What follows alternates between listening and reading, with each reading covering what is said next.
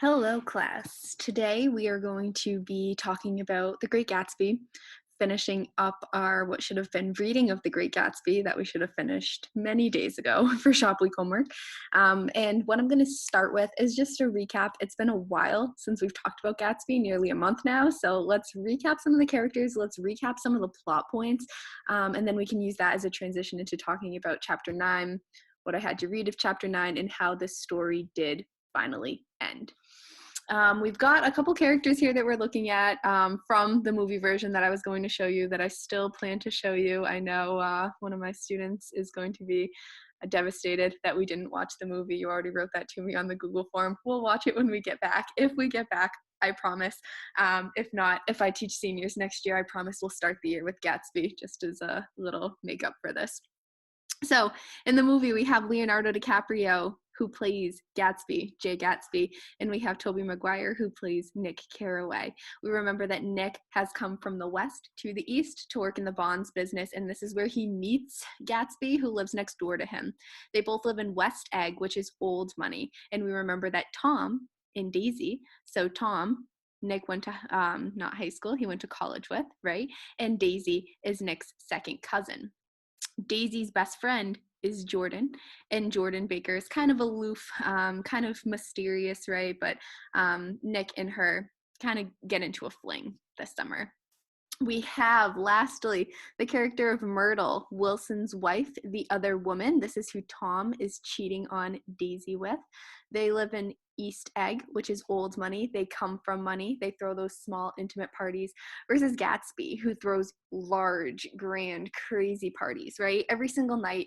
And we figure out that this is to simply attract Daisy. He wants Daisy to come over because they had a thing back in, when they were young and right out of high school, and Gatsby was going to go into the army, and Daisy needed somebody rich. So this is why Gatsby remade himself. He used to be James Gatz. He changed his name. He changed his essentially entire identity with the help of Tim Cody, his mentor, who owned the yacht. We remember all of this, hopefully.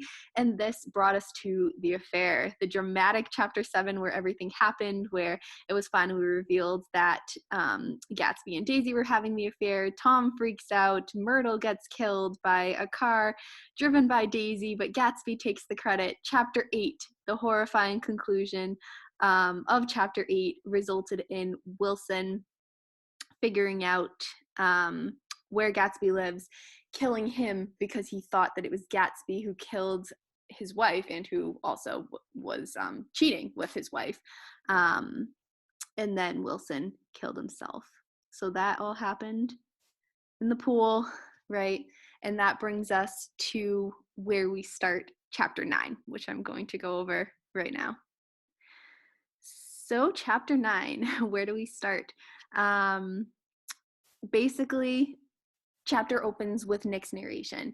He's recapping the memories of what happened in the days following Gatsby's murder. So once Wilson shot Gatsby, here's what happened as of Nick, the narrator's memory. Was the mystery of why Wilson might have killed Gatsby ever solved by the police? Unfortunately, no. Catherine, Myrtle's sister, who we met in New York during that party, if you remember that, the very beginning when Tom proved himself to be brutal, abusive, right, and a cheater.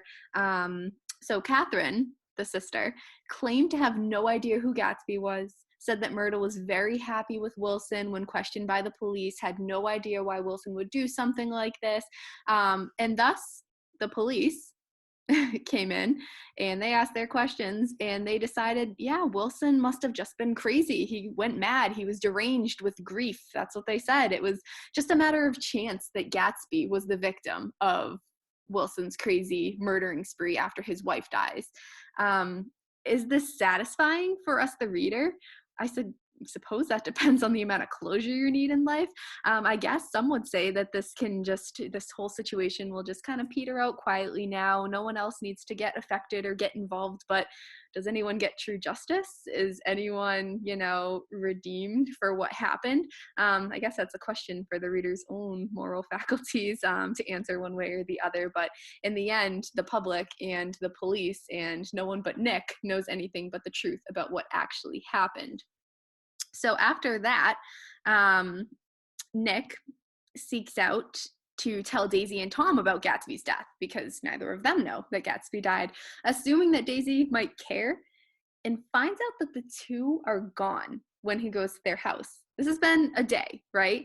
They've already left town and didn't leave a number, say where they were going, but they brought luggage. So that kind of implies that they'll be gone for quite a while. Are they fleeing, because they know that something's up and that they were guilty? Was this all part of the plan the whole time? We never get that closure. Again, we don't know. We can only make assumptions based on what's happening in the text. So Nick, desperate to find someone who might care that Gatsby has died, tries to get a hold of Meyer Wolfsheim. And you remember him, the gangster who Gatsby did business with. He's the one with the teeth cufflinks, right? As you can see in this picture here.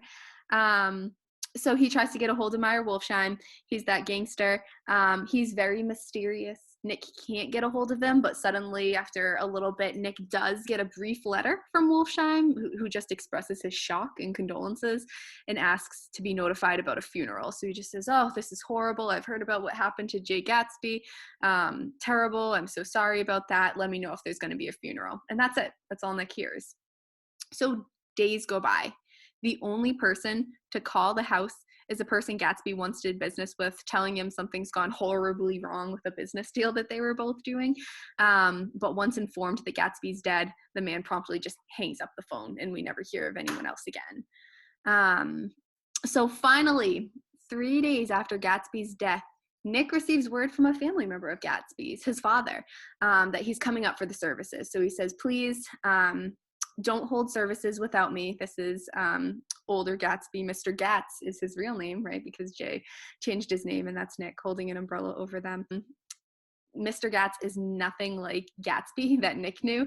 This man's broken. He's grieving. He's insecure. But he also really idolizes his son. He loves Gatsby, and, he's sad to see. You hate, you don't want to outlive your children, right? So seeing him, he saw his son as someone who rose up and succeeded in life, which he did. He went from being a poor farmer to getting a mansion in the East, and this was something that the dad was really proud of. He carried around a picture of Gatsby in his wallet and the picture of the house that he bought, and he was very, very proud of him. So it is a sad moment in the text to see this disconnect between parent and son.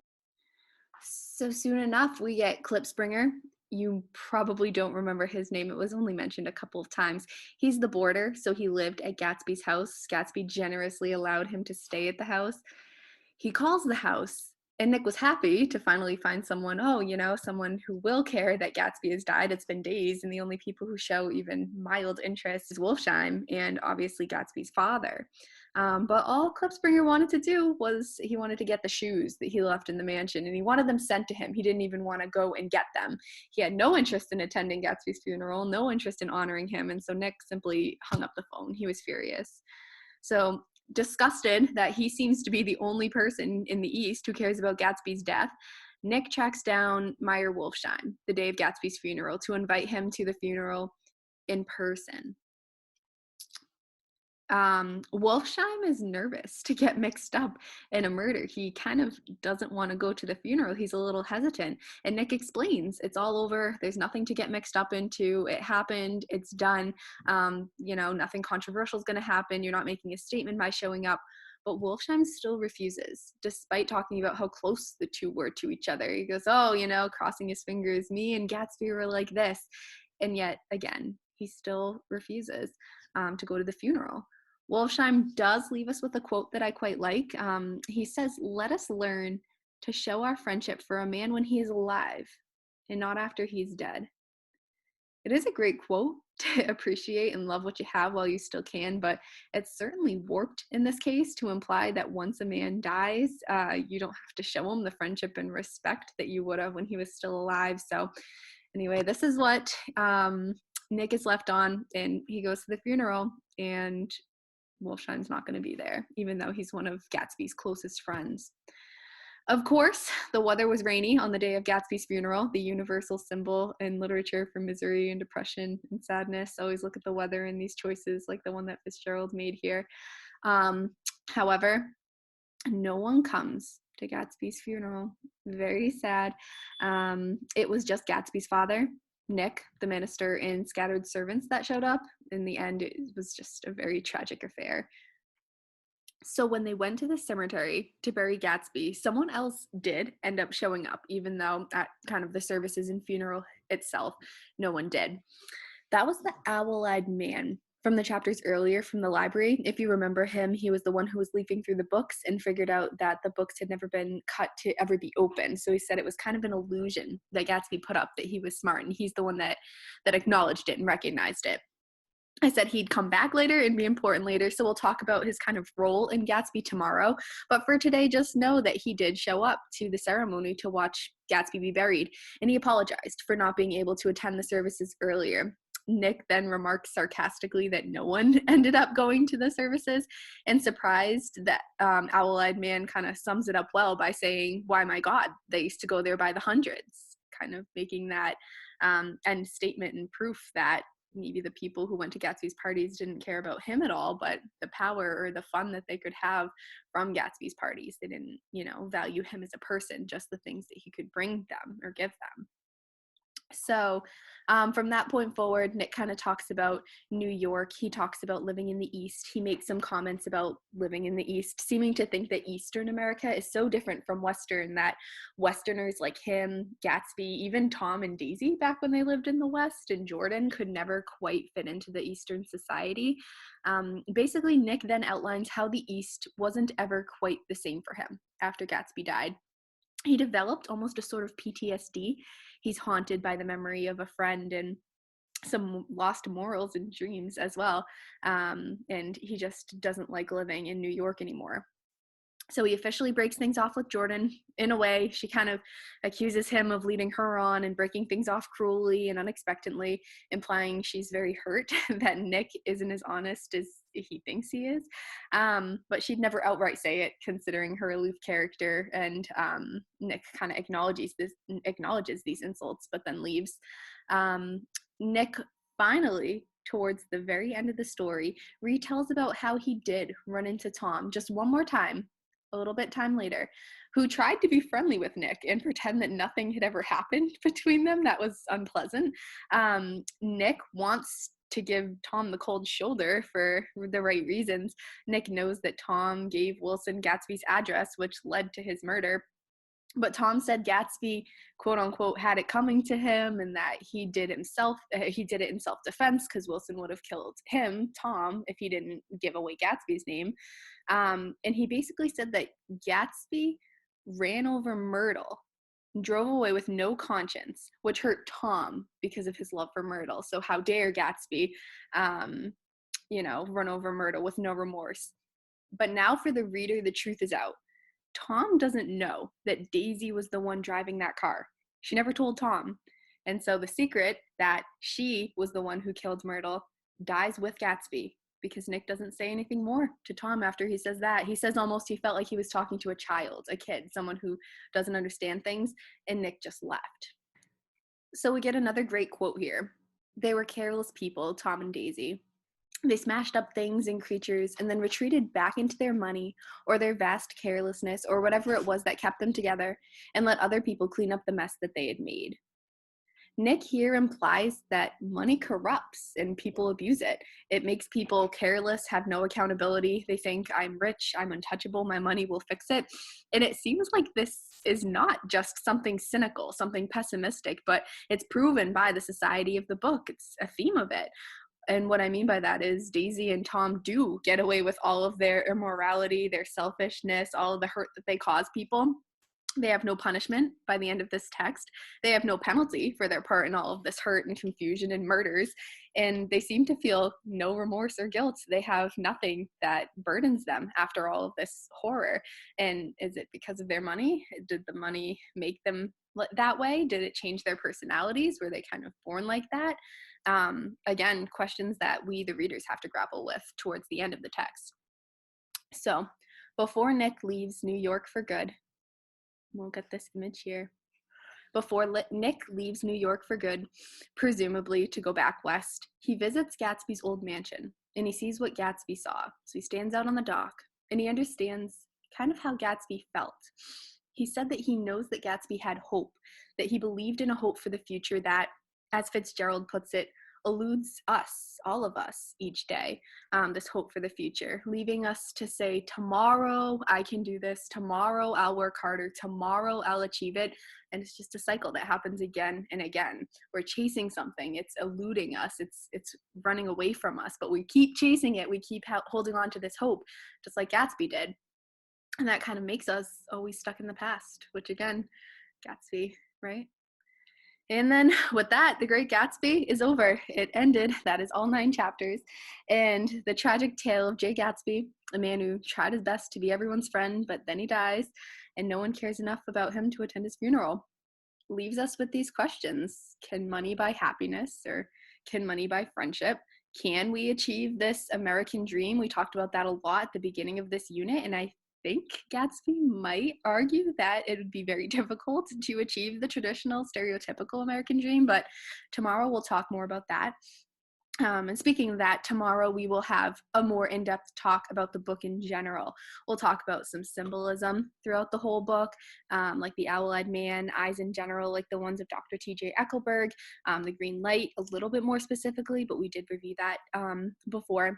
We'll talk about themes of the book. We'll talk about significance of colors, which again, we talked about in a bit of detail before, and then some of the character development throughout this text. So some things to look forward to tomorrow. Today we kind of talked about the end of this book, a wrap up of chapter 9.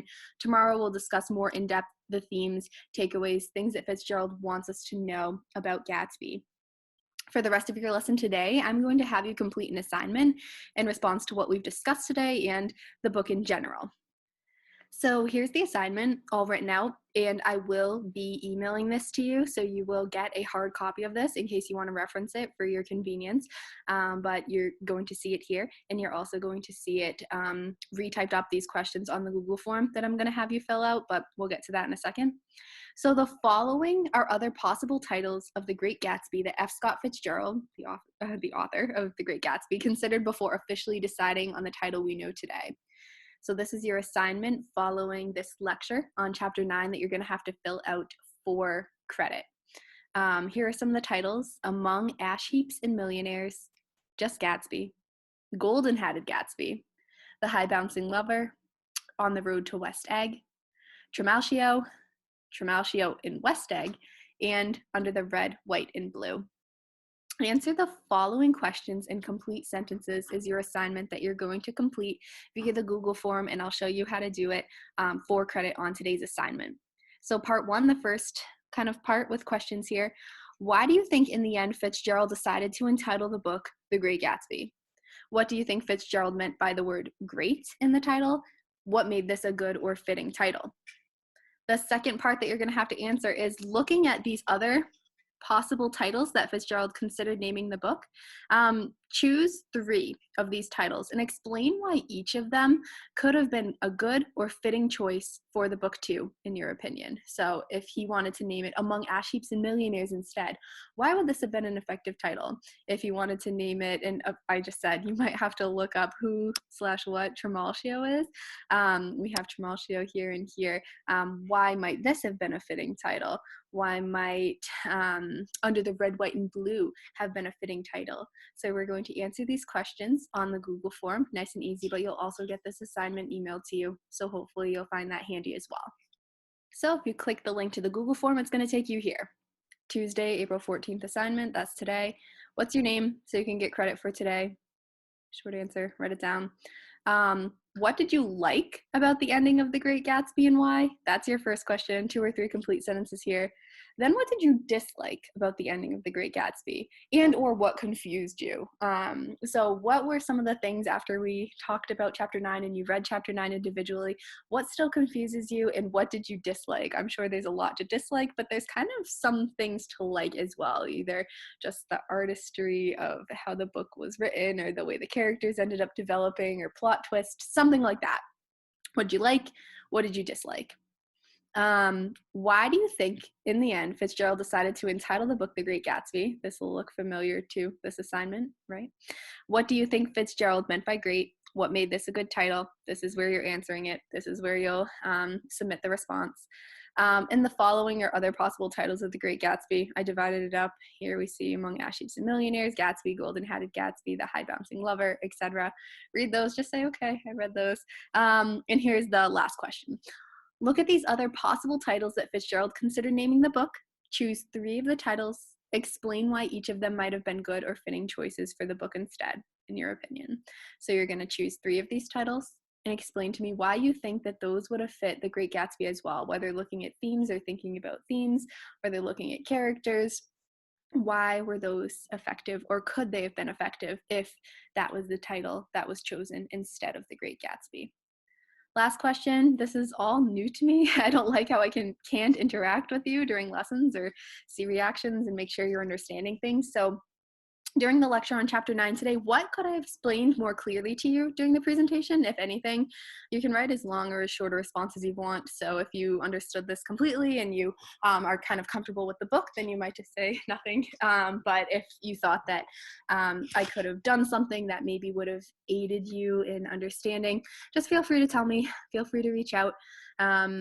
Be honest. And then again, if you have any questions, comments, concerns, feel free to email me. You could comment a comment, question, or concern on the YouTube video. I'll try to check everything pretty frequently throughout the day. Aside from this, tomorrow, so this is your assignment for today, Tuesday, April 14th assignment. Tomorrow, you're going to be learning about just the overall themes, overarching ideas of The Great Gatsby. Then you'll do another activity for me to get credit for tomorrow. So I'll see you all tomorrow. Thank you for your interest, and bye-bye.